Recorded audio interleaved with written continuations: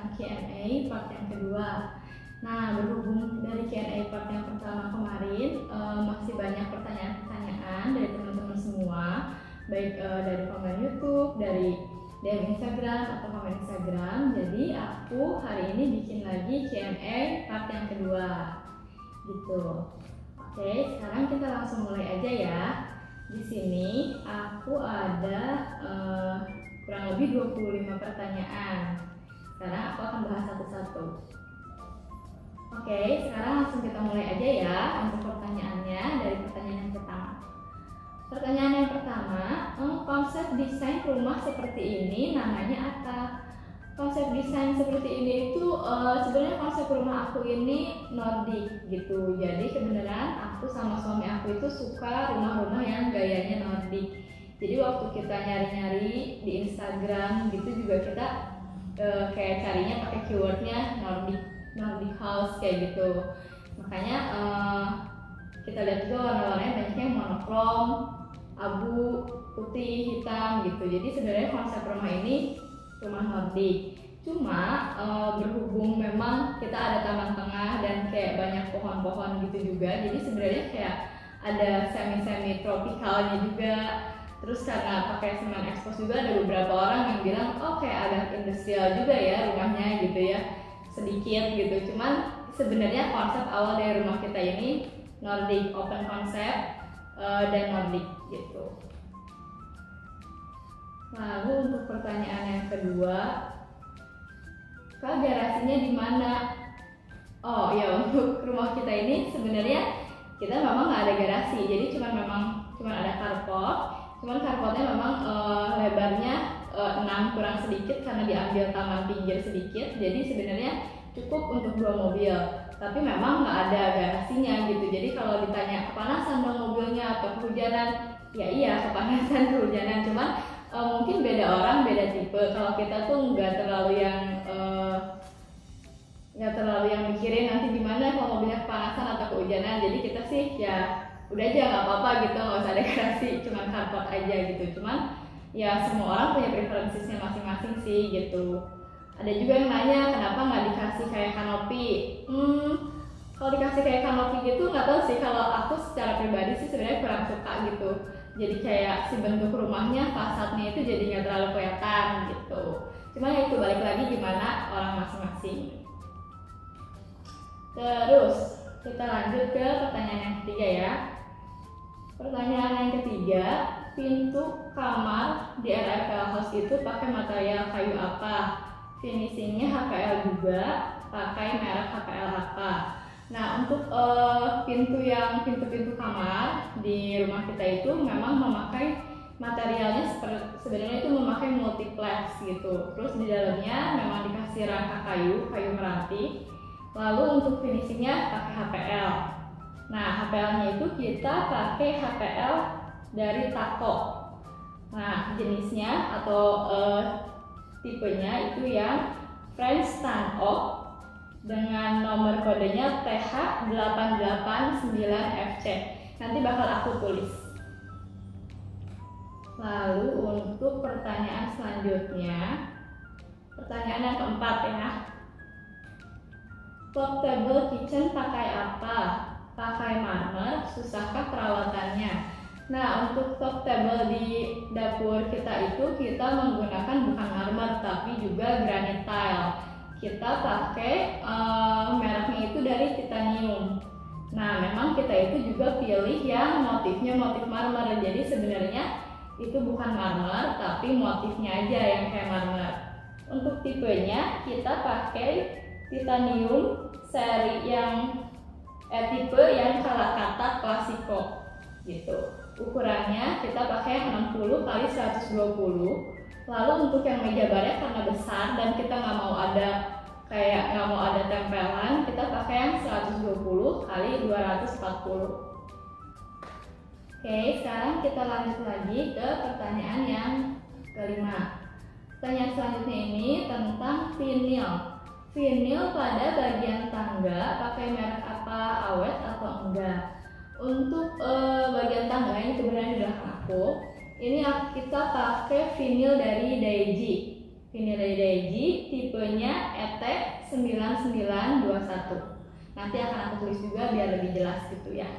Untuk perawatannya susah atau enggak, awet atau enggak, perawatan sih yang udah aku bahas di Q&A kemarin. Biasa aja, disapu pel biasa, kalau kena air langsung gelap. Terus kalau awet atau enggak, sejauh ini aku sih pakai Daiji Vinyl ini awet-awet aja ya, maksudnya nggak ada yang kekelupas atau keangkat gitu, nggak ada, jadi awet-awet aja. Oke, terus selanjutnya lebih prefer pakai gorden biasa atau pakai roll blind. Kalau aku sih lebih prefer pakai roll blind, makanya kayak di rumah kita ini kan semua pakai roll blind. Lebih prefer pakai roll blind itu karena menurut kita tuh lebih gampang perawatannya, terus kayak nggak berdebu. Kayaknya kalau gorden biasa, apalagi kayaknya kalau yang kayak bahannya agak kain-kain yang apa sih, kayak semi bludru velvet gitu, kayak nggak tau, kayak ngerasa berdebu lebih cepat, terus kayak lebih susah aja perawatannya. Cuman aku juga nggak tahu sih, cuman itu kayaknya kayak gitu, jadi kita memang pilih pakai roll blind gitu.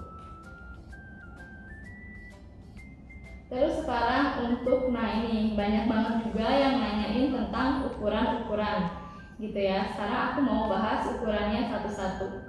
Untuk pertama aku mau kasih tahu ukuran kamar mandi lantai 1 dan ukuran kamar mandi lantai 2 ya. Untuk kamar mandi lantai 1 ukurannya adalah 2 meter kali 1,5 meter tuh.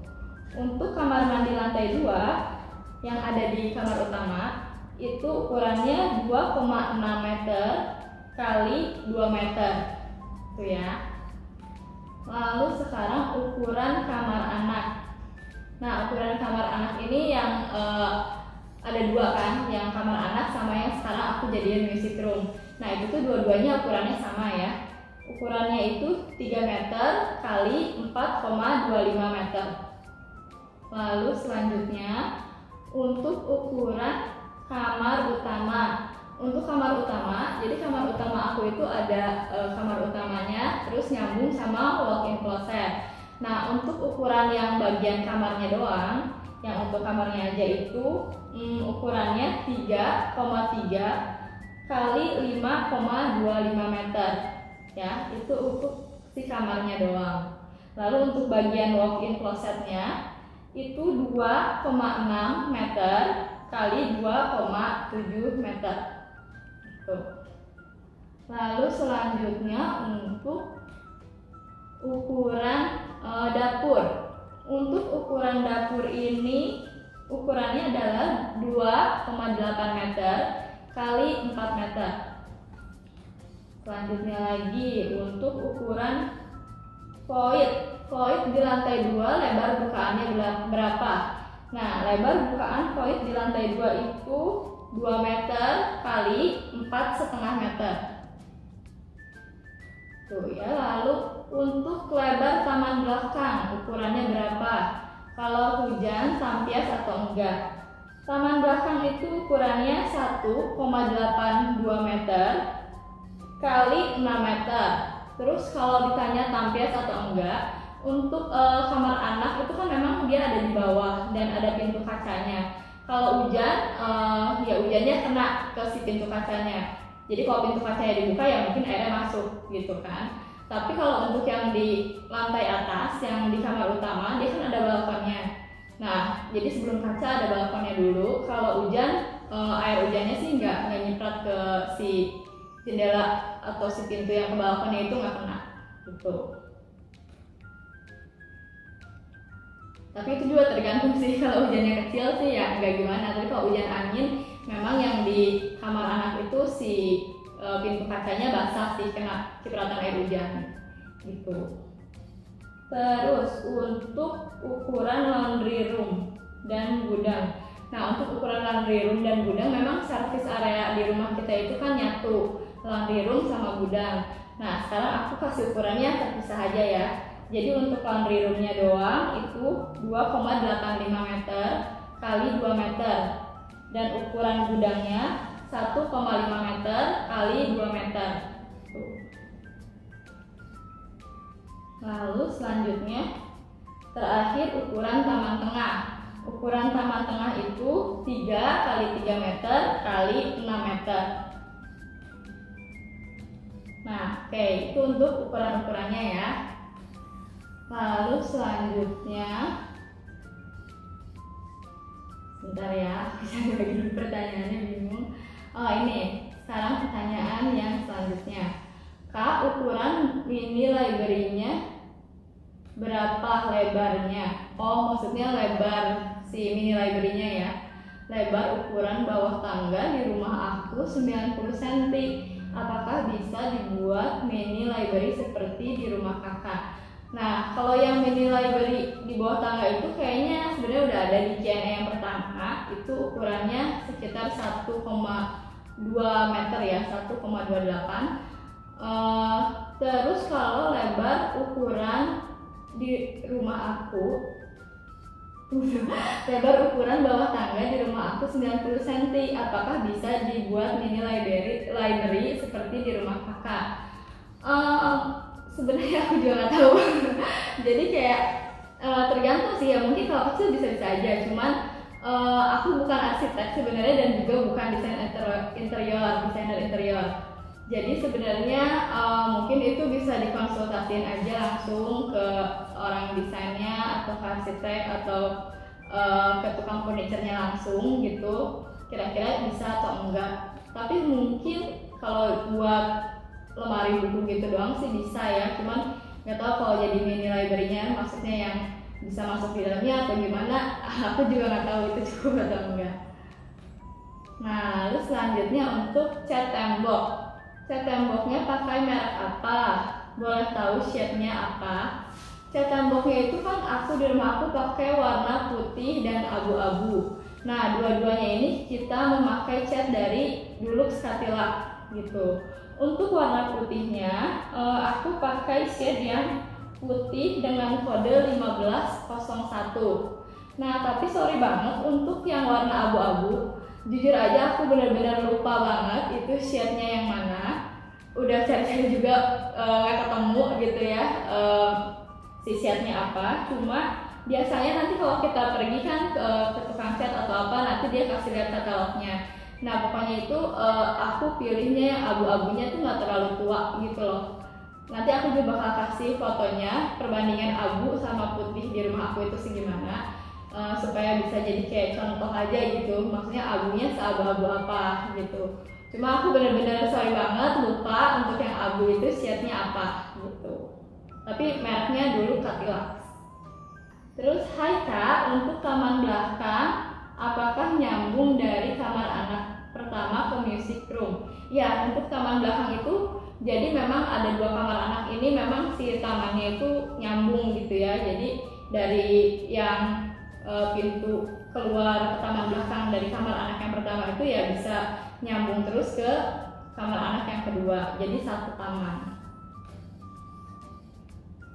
Terus pertanyaan selanjutnya, Kak, aku juga tinggal di Bandung dan cari pohon solobium cukup susah. Kemarin kakak beli di mana dan kalau boleh tahu harganya berapa? Nah ya kebetulan karena aku juga kan di Bandung, memang cari pohon solobium itu di Bandung susah. Aku juga sempat ke Lembang gitu-gitu kok kayak nggak nemu ya. Apa memang nggak nemu aja sebenarnya ada atau memang di Bandung tuh nggak ada gitu. Nah aku juga sebenarnya nggak tahu. Cuma kemarin ini makanya aku juga beli solobium ini dari Bogor. Jadi aku pesan dari Bogor, terus mereka bawa ke Bandung, udah include pasangin juga gitu. Jadi mereka juga yang tanamin gitu. Untuk harganya, kalau nggak salah itu aku pakai yang tingginya udah sekitar 2 meter. Harganya kalau nggak salah 350.000 deh per satu pohonnya gitu. Lalu pertanyaan selanjutnya, Kak, aku suka banyak tanaman di dalam rumah kakak. Boleh tahu nggak kenapa hampir semua tanaman didominasi sama tanaman daun? Apa pertimbangan kakak dalam memilih tanaman di dalam rumah? Untuk sebenarnya thank you banget ya. Aku juga memang senang banget tanaman di dalam rumah. gitu. Hampir semua tanamannya didominasi tanaman daun. Iya benar, kayaknya memang hampir semua tanaman di rumah aku ini cuma tanaman daun gitu, bukan yang ada bunganya. Aku punya satu yang peace lily, itu yang berbunga. Tapi yang lainnya memang tanaman daun. Alasan aku kenapa milih tanamannya tanaman daun karena gak tau kenapa aku ngerasa kayak tanaman daun itu lebih segar gitu, kayak bisa bikin suasana rumahku lebih segar. Terus kayak gak tau, aku kayak emang lebih suka aja sih gitu. Sebenarnya nggak ada alasan khusus, cuman kayak memang lebih suka aja tanaman daun gitu. Dan kayaknya mungkin perawatannya mungkin nggak terlalu susah kali ya, tapi itu nggak tahu juga sih. Sebenarnya alasannya tuh karena memang kita lebih senang aja gitu tanaman yang cuma berdaun gitu, karena kelihatannya lebih segar, lebih hijau gitu aja sih sebenarnya. Lalu pertanyaan selanjutnya, Kak, untuk tanaman yang di dalam rumah, apakah ada perawatan khusus? Apakah harus tetap kena cahaya matahari atau memang pilih tanaman khusus indoor yang tidak usah kena banyak matahari? Nah, kalau tanaman yang di dalam rumah ini, aku emang nggak terlalu pilih yang tanaman khusus indoor atau apa gitu ya. Sebenarnya aku juga nggak ngerti gitu ya tanaman yang khusus indoor banget tuh yang kayak gimana. Tapi menurut aku sih kayaknya tanaman indoor apapun gitu ya, kayaknya semua tanaman tetap butuh cahaya matahari gitu kan. Jadi memang aku itu perawatannya adalah si tanaman-tanaman ini rata-rata kalau yang di belakang tangga ini kan memang kalau aku buka roll blind-nya itu masuk juga ya cahaya matahari. Jadi memang mereka udah kena cahaya matahari walaupun nggak langsung gitu. Terus untuk beberapa yang kena cahaya matahari, biasanya itu aku akan bawa keluar gitu. Emang pagi-pagi aku bawa, aku simpen di luar gitu, kurang lebih sekitar 3 hari sekali kayak gitu. Dan tanaman-tanaman yang di belakang tangga ini juga termasuk gitu. Jadi emang aku 3 hari sekali aku bawa keluar gitu supaya mereka tetap kena cahaya matahari gitu. Lalu untuk pertanyaan selanjutnya, rak dan gantungan kayu di kamar mandi beli di mana? Lapuk nggak karena bukan kamar mandi kering. Rak dan gantungan kayu di kamar mandi itu aku beli di IKEA gitu ya. Lapuk atau enggak? Karena bukan kamar mandi kering. Kalau aku sih ngeliatnya nggak lapuk ya. Mereka itu bahannya bukan, jadi kayak bukan kayu deh, kayak agak-agak sejenis bambu gitu. Dan kayaknya memang khusus emang buat di kamar mandi gitu. Jadi kayaknya emang akan lapuk. Cuman aku nggak tahu pasti. Cuman sejauh ini aku udah 6 bulan pakai, nggak lapuk sama sekali. Terus pertanyaan selanjutnya, Kak, lampu gantung yang di area dapur beli di mana? Nah, lampu dapur ini aku belinya di di S Hardware. Iya, di S Hardware. Harganya berapa? Harganya aku udah lupa banget. Itu udah lama banget juga soalnya belinya. Gitu. Adakah penyesalan baik dalam pemilihan bahan atau material? Nah, kalau ngomongin penyesalan, kita tuh ada banget satu penyesalan, yaitu kita kan memang ada bukaan kaca di dapur. Bukaan kaca itu letaknya tepat di belakangnya kompor gitu kan. Nah, udah gitu karena bukaan kacanya besar, jadi kita kasih dia roll blind. Dan roll blindnya itu kita pilih sama kayak yang di ruangan-ruangan lain, roll blind yang kayak kain gitu loh. Kan roll blind ada yang kayak agak plastik atau kayu gitu ya, yang garis-garis. Kalau kita tuh enggak, kita pakainya yang bener-bener roll blind yang kain juga gitu, yang kayak di ruangan-ruangan. Dan alhasil belum lama kita pakai udah kayak kotor gitu karena kayak kecipratan minyak lah gitu, kecipratan masakan kayak gitu-gitu. Jadi penyesalannya adalah roll blind yang ada di dapur. Seharusnya kayaknya kalau di belakang kompor gitu kita pilihnya kayak roll blind yang kayak ada tuh yang kayak agak garis-garis yang bahannya kayak semi plastik gitu atau kayu gitu. Gitu aja sih paling penyelesaiannya. Kalau yang lain-lain sih sejauh ini kita cukup puas sih sama pemilihan material dan bahan-bahan di rumah kita ini. Lalu selanjutnya, Kak, kalau mau renovasi rumah, kira-kira kena harga berapa ya? Bisa kontak kemana? Kalau mau renovasi rumah, kalau mau renovasi rumah aku nggak tahu sih kena harga berapa, karena sekali lagi mungkin ada beberapa yang belum lihat Q&A aku yang part 1. Jadi aku ini, baik aku atau suami aku, dua-duanya bukan arsitek, dua-duanya juga bukan desainer interior. Jadi kalau nanya renov harganya kira-kira budgetnya kena berapa, jujur kita itu sama sekali nggak tahu dan nggak bisa kayak kira-kirain gitu loh, kira-kira kena berapa gitu, karena kita memang sama sekali nggak ada basic kayak arsitek atau desain interior gitu. Jadi mungkin sebaiknya dikonsultasiin aja gitu sama arsiteknya atau sama desainer interiornya gitu. Dan kemarin juga mungkin ada juga yang nanya arsiteknya apa, mungkin aku kurang jelas sebutinnya. Aku pakai arsiteknya itu Specialist Design. Oke, untuk pertanyaan Q&A yang part kedua ini udah habis. Dan kalau misalnya ada teman-teman yang kepikiran lagi pengen nanya apa, teman-teman boleh tulis di kolom komentarnya. Lalu nanti kalau memang masih banyak pertanyaan-pertanyaannya, nanti akan aku buatkan lagi Q&A part yang ketiga gitu. Nah, semoga juga channel aku ini bisa terus menginspirasi teman-teman semua dan bisa bermanfaat untuk teman-teman semua.